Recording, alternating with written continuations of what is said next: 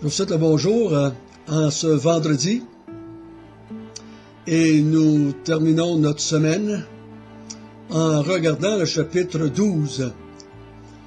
Un chapitre pas mal spectaculaire, chapitre qui va nous parler d'une libération miraculeuse de l'apôtre Pierre et aussi d'une mort miraculeuse d'un roi. Les deux sont liés par le fait que le roi était celui qui avait fait mettre Pierre en prison. Donc nous allons voir ensemble, si Dieu voulait, tout le chapitre 12 ce matin. Prions ensemble. Notre Père du ciel, nous te remercions que nous voyons par ce chapitre la souveraineté de Dieu dans l'histoire de l'Église. L'Église passe par des temps faciles et des temps difficiles, mais Dieu est toujours souverain, soit dans les temps faciles comme dans les temps difficiles. Autant dans les temps de croissance que dans les temps où il n'y a pas de croissance. Dieu est toujours souverain et il nous le prouve ce matin par cette histoire que nous allons voir au sujet de Pierre et d'Hérode. Bénis ce temps ensemble, et c'est au nom de Jésus que nous te prions. Amen. Donc, nous allons voir un long chapitre ce matin. Il nous faut bien se préparer, avoir beaucoup de versets. Et nous allons commencer par le chapitre 11, au verset 27, qui, selon moi, devra être intégré au chapitre 12, parce que vous allez voir pourquoi. Donc, lisons à partir du chapitre 11, verset 27. En ce temps-là, des prophètes descendirent de Jérusalem à Antioche.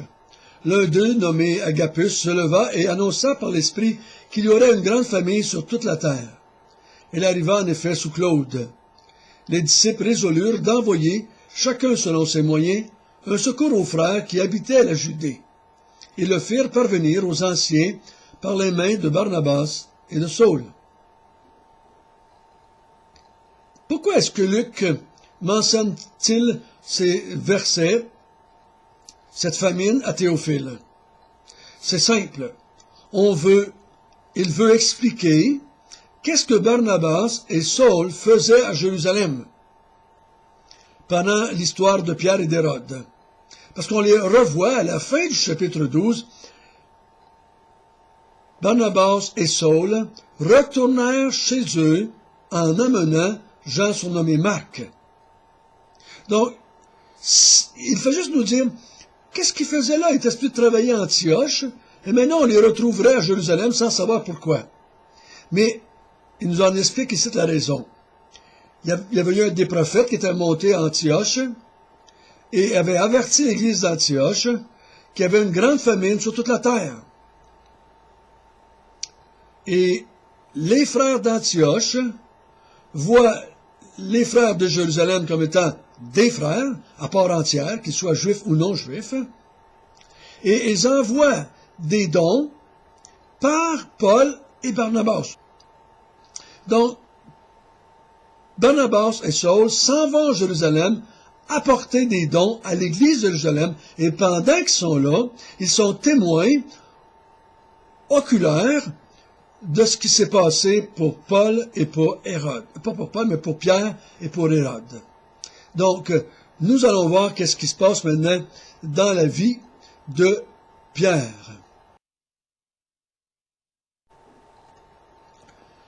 Vers le même temps, au verset 1 du chapitre 12, le roi Hérode se mit à maltraiter quelques membres de l'Église, et il fit mourir par l'épée Jacques, frère de Jean. Voyant que cela était agréable aux Juifs, il fit encore arrêter Pierre. C'était pendant les jours des pains sans levain. Après l'avoir fait saisi et jeté en prison, il le mit sous la garde de 4 escouades de 4 soldats chacune, avec l'intention de le faire comparaître devant le peuple après la Pâque. Pierre donc était gardé dans la prison, et l'Église ne cessait d'adresser pour lui des prières à Dieu. La nuit qui précéda le jour où Hérode allait le faire comparaître, Pierre, lié de 2 chaînes, dormait entre 2 soldats et des sentinelles devant la porte gardaient la prison. Voici un ange du Seigneur survint et une lumière brilla dans la prison. L'ange réveilla Pierre en le frappant au côté et en disant « Lève-toi promptement ». Les chaînes tombèrent de ses mains. Et l'ange lui dit « Mets ta ceinture et tes sandales ». Et il fit ainsi. L'ange lui dit encore « Enveloppe-toi de ton manteau et suis-moi ». Pierre sortit et le suivit, ne sachant pas ce qui se faisait par l'ange était réel, et s'imaginant avoir une vision. Lorsqu'il eut passé la première garde, puis la seconde, ils arrivèrent à la porte de fer qui menait à la ville et qui s'ouvrit d'elle-même devant eux. Ils sortirent et s'avancèrent dans la rue. Aussitôt, l'ange quitta Pierre. Revenu à lui-même, Pierre dit « Je vois maintenant d'une manière certaine que le Seigneur a envoyé son ange et qu'il m'a délivré de la main d'Hérode et de tout ce que le peuple juif attendait. » Après avoir réfléchi, il se dirigea vers la maison de Marie, mère de Jean, surnommée Marc, où beaucoup de personnes étaient réunies et priaient. Il frappa à la porte du vestibule, et une servante nommée Rhodes s'approcha pour écouter. Elle reconnut la voix de Pierre, et dans sa joie, au lieu d'ouvrir, elle courut annoncer que Pierre était devant la porte. Ils lui dirent « Tu es folle », mais elle affirma que la chose était ainsi. Et ils dirent « C'est son ange ». Cependant, Pierre continua à frapper et l'ouvrirent. Ils furent étonnés de le voir. Pierre, leur ayant de la main fait signe de se taire, leur raconta comment le Seigneur l'avait tiré de la prison, et il dit « Annoncez-le à Jacques et aux frères ». Puis il sortit et s'en alla dans un autre lieu. Quand il fit jour, les soldats furent dans une grande agitation pour savoir ce que Pierre était devenu. Hérode, s'étant mis à la recherche et ne l'ayant pas trouvé, interrogea les gardes et les donna l'ordre de les mener au supplice. Et il descendit de la Judée à Césarée pour y séjourner.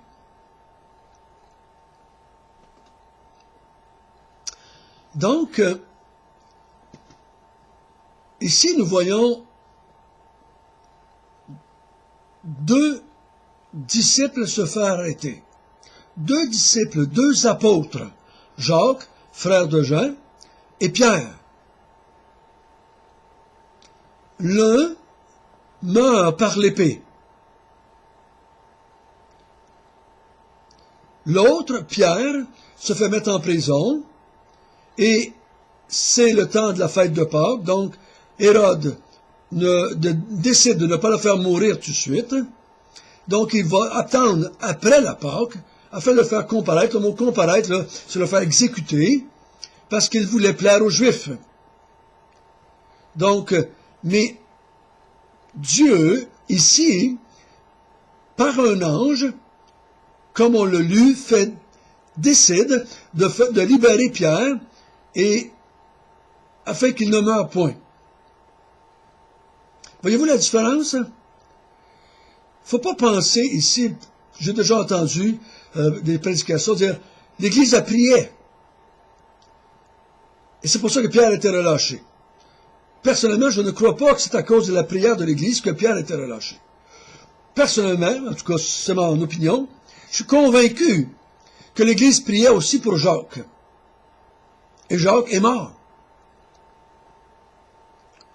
Et je ne crois pas que c'est la décision, c'est en réponse aux prières que Pierre n'a pas été libéré. Mais c'est à cause de la souveraineté de Dieu. Dieu décide que Jacques meurt. Et Dieu décide que Pierre continue à vivre. Lequel est le plus béni? Jacques ou Pierre? Jacques qui est parti rejoindre le Seigneur, ou Pierre qui va continuer à courir et à fuir, et finalement mourir d'une façon beaucoup plus douloureuse que Jacques. Nous ne pouvons pas dicter à Dieu son plan ou ses décisions par nos prières. C'est lui qui décide qui va vivre et qui va mourir. Et il y a tous les pouvoirs du monde, vous savez ça comme moi, il y a toute la puissance du monde pour intervenir. Et son plan est toujours plus sage que ce que nous pensons qui devrait être fait. Nous pensons que les gens devraient pas souffrir, ou pas mourir, ou on pense toutes sortes de choses qui devraient se passer dans l'Église. Sommes-nous si sages? Connaissons-nous l'avenir? Connaissons-nous l'impact de nos prières? Je ne crois pas. Donc laissons donc à Dieu le choix de décider ce qui va arriver. Mais prions.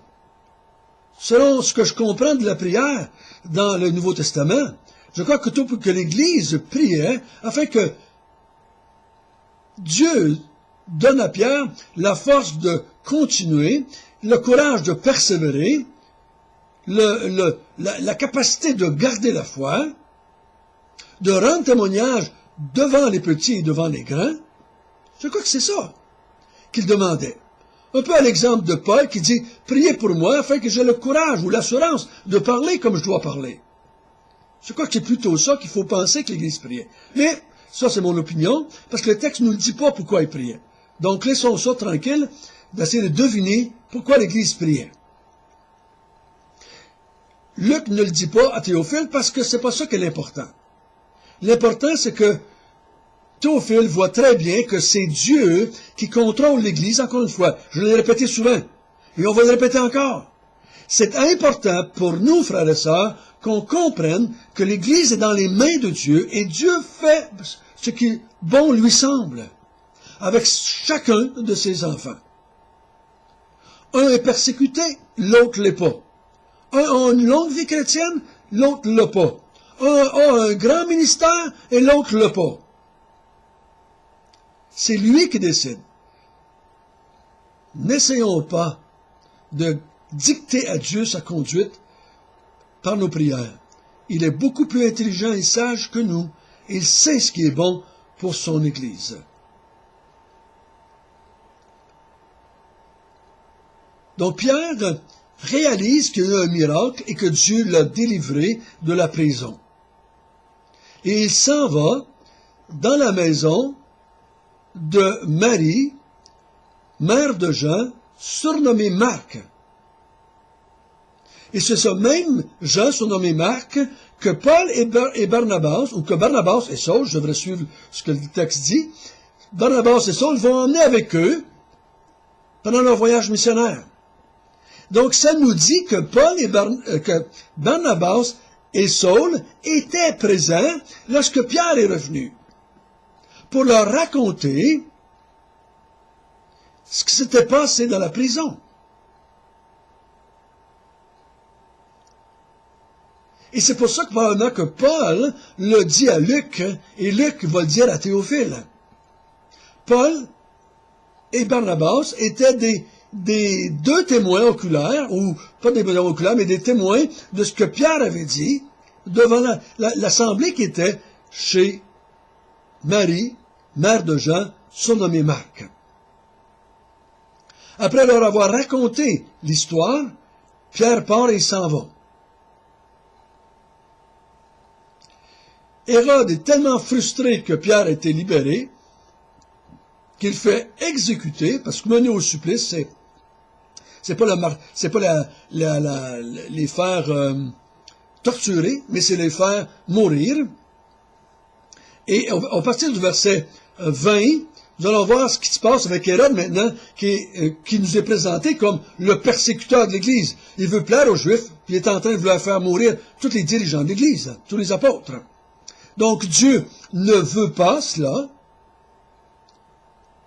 pour le moment du moins. La plupart des apôtres vont probablement souffrir et mourir, ils sont tous morts, anyway, soit de mort naturelle ou de mort de martyr. Verset 20. Hérode avait des dispositions hostiles à l'égard des Tyriens et des Sidoniens. Mais ils vinrent le trouver d'un commun accord. Et après avoir gagné Blas de son chambellan, ils sollicitèrent la paix, parce que leur pays tirait sa substance de celui du roi.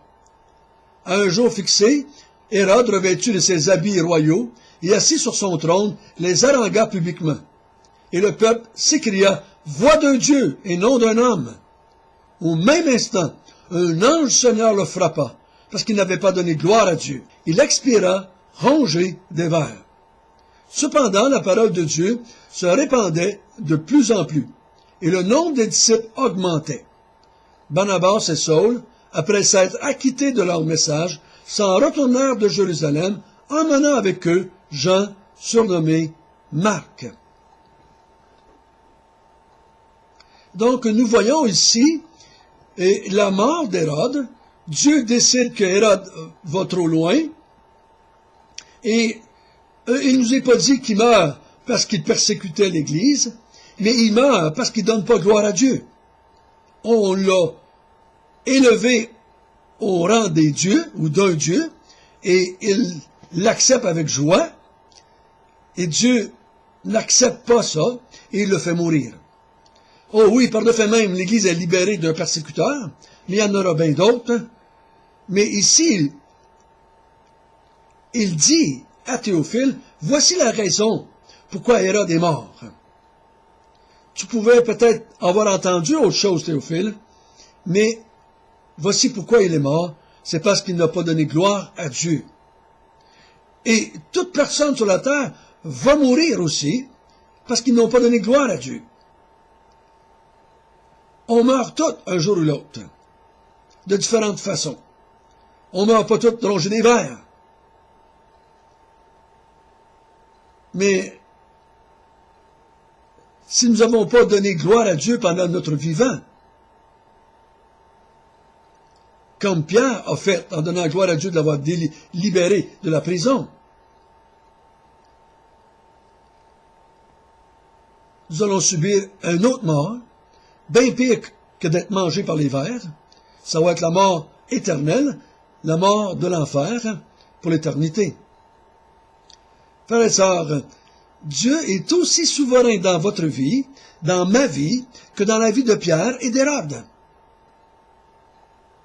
Dieu va laisser faire certains tyrans massacrer l'Église dans certaines périodes, et dans d'autres périodes, il va empêcher les tyrans de massacrer l'Église. Dieu met en place qui il veut, quand il veut, il enlève les rois qu'il veut, quand il veut.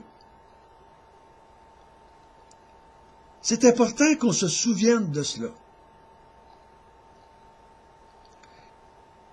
L'Église avance à la vitesse que Dieu le veut. C'est pour ça qu'au verset 24, c'est marqué, l'Église se répandait de plus en plus et le nombre des disciples augmentait. Donc, Dieu est celui qui décide de tout ce qui va se passer. C'est son œuvre, Théophile.